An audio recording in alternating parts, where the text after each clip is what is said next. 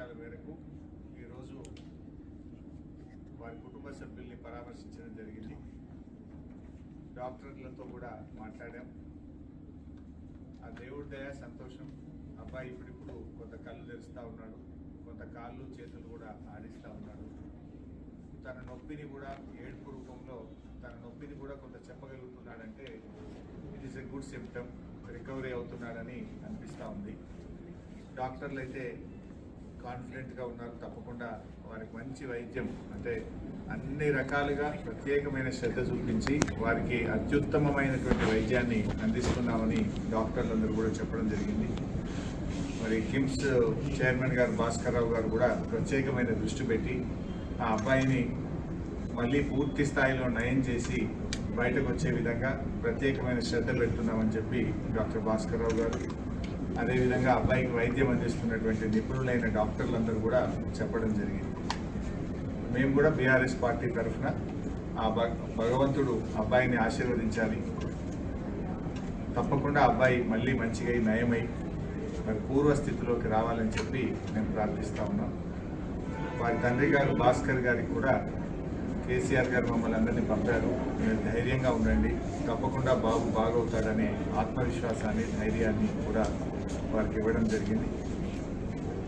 వారి అమ్మగారు రేవతి గారు చనిపోవడం చాలా దురదృష్టకరం. మరి జరిగిన సంఘటన చాలా బామారుని ఎంత గట్టిగా పట్టుకున్నది అనేది మనందరం కూడా టీవీల్లో పత్రికల్లో చూసాం, వీడియోలు కూడా చూసాం. అంటే తల్లి కొడుకుల అనుబంధం ఎంత గట్టిగా ఉందో, తను ప్రాణాన్ని విడుస్తూ కూడా కుమారుడిని ఎంత బలంగా పట్టుకుందో కూడా మనం చూసాం. సో ఏది ఏమైనా ఈ సంఘటన చాలా దురదృష్టకరం. రేవతి గారి మృతికి ప్రగాఢ సానుభూతిని తెలియజేస్తూ శ్రీతేజ్ తొందరగా బాగై నయం కావాలని ఆ భగవంతుని బీఆర్ఎస్ పార్టీ పక్షాన ప్రార్థిస్తుంది. సీఎంతో ఫిల్మ్ ఇండస్ట్రీ మీటింగ్ సెపరేట్ అయిపోయింది. సరే, ఇది రాజకీయాలు మాట్లాడే సందర్భం కాకపోవచ్చు. అందరికీ తెలుసు ఏం జరుగుతుంది అనేది. రాష్ట్ర ప్రజలు గమనిస్తున్నారు, ఫిల్మ్ ఇండస్ట్రీ వాళ్ళు గమనిస్తున్నారు. ఏం జరిగినా రాష్ట్రానికి మంచి జరగాలి, భయభ్రాంతులతో కాదు, ప్రేమ అభిమానాల మధ్య జరగాలి. ఏదైనా రాష్ట్రం మంచి కోసం ఆలోచించాలి. అందరూ బలవంతంగానో భయభ్రాంతుల మధ్య కాకుండా ప్రేమ అభిమానాలతో మంచితనంతో మంచి జరగాలని కోరుకుంటాం.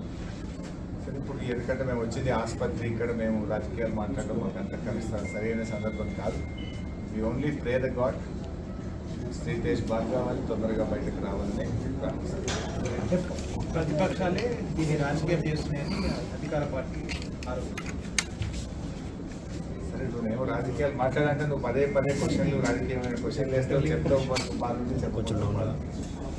ప్రతిపక్షాలు రాజకీయం చేస్తుందా, ప్రభుత్వం రాజకీయం చేస్తుందా అందరికీ తెలుసు కదా.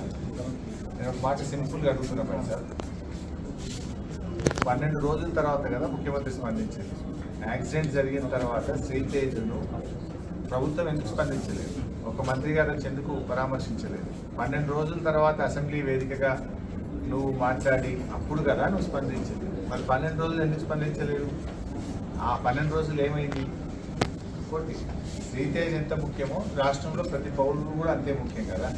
గురుకులాల్లో 50 మంది విద్యార్థులు చనిపోతే ఒక్క మంత్రి పోయి పరామర్శించలే. దానికి మంత్రిగా ఉన్న ముఖ్యమంత్రి గారు కూడా ఒకరోజు పరామర్శించలేదు. ఎందుకు వెళ్ళలేదు ముఖ్యమంత్రి గారు? మరి వెళ్ళి ఆ కుటుంబాలకు కూడా ప్రభుత్వం ఆదుకోవాలి కదా. ఆ తల్లిదండ్రులకు కూడా కడుపు కోతనే కదా. ఆ కడుపు కోతపై గిరిజన విద్యార్థులు, దళిత విద్యార్థులు, బీసీ విద్యార్థులు 50 మంది చనిపోతే ఎందుకు ప్రభుత్వం ఆ రోజు స్పందించలేదు? చట్టం అందరికీ సమానంగానే ఉండాలి కదా. చట్టము అందరికీ సమానంగా ఉండాలి కదా. ఈ రాష్ట్రంలో సాయిరెడ్డి అనేటువంటి మాజీ సర్పంచ్ చనిపోయి సూసైడ్ నోట్ రాస్తే ఈ రోజు వరకు దాని మీద ఎఫ్ఐఆర్ ఇష్యూ కాదు. ఈ రోజు వరకు దాని మీద కేసు నమోదు కాదు. బాధితుల్ని ముఖ్యమంత్రి తమ్ముళ్ళని అరెస్ట్ చేయలేదు. నువ్వు చట్టానికి అందరూ సమానమే అన్నావు. Yes, correct, we fully agree with you. ముఖ్యమంత్రి గారి మాటలతో మేము పూర్తిగా ఏకీభవిస్తున్నాం. ఎందుకంటే దానికి సినిమా యాక్టర్లు ఇంకోరో ఎవరు కూడా అతీతులు కాదు అని ముఖ్యమంత్రి గారు అన్నారు. మరి నీ తమ్ముడు ఎట్లా అతీత అవుతున్నాడు? నీ తమ్ముడు మరి వల్లనే నేను చనిపోతున్నా అని ఒక మాజీ సర్పంచ్ చనిపోతే దాని మీద ఎందుకు కేసు ఈరోజు నమోదు కాదు? ఎందుకు నీ తమ్ముడిని ఈ రోజు వరకు అరెస్ట్ చేయరు? ఎందుకు నీ తమ్ముడిని పోలీస్ స్టేషన్ పిలిచి ప్రశ్నించరు? మరి చట్టం నీ తమ్ముడికి నీ కుటుంబానికి చుట్టమైందా అని నేను అడుగుతా ఉన్నాను. హౌ ఇట్ ఈస్, ఏ రకంగా కరెక్ట్? ఇంకా చెప్పాలంటే చాలా విషయాలని మేము మళ్ళీ మాట్లాడతాం, కానీ ఈ సందర్భం కాదు, హాస్పిటల్ దయచేసి మీరు కూడా